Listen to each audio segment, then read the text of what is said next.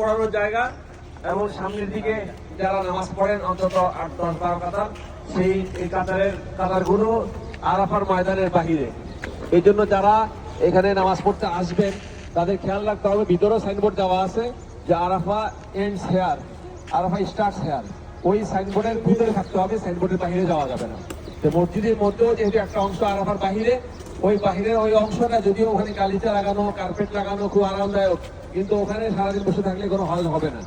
এই জন্য ওখান থেকে এই যে আসতে হবে। এই যে আপনারা দেখেন এই যে বাইরের সাইনবোর্ডটা লাগানো আছে, এই হলুদ সাইনবোর্ড, এই সাইনবোর্ডটা কিন্তু মসজিদের ভিতরেও আছে। এই সাইনবোর্ডের কিছু অংশ মসজিদের বাহিরে, মসজিদের যে অংশটা এই সাইনবোর্ডের বাহিরে, ওই অংশটা আরাফার বাহিরে, এবং বাকি অংশ অর্থাৎ 2/3 এই সাইনবোর্ডের ভিতরে, 2/3 আরাফার ভিতরে, আর 1/3 আরাফার বাহিরে।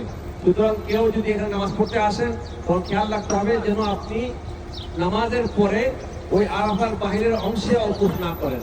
আর আরাফার বাহিরের অংশে ওকুফ করলে আরাফা হবে না, হজ হবে না। এই জন্য খেয়াল করতে হবে।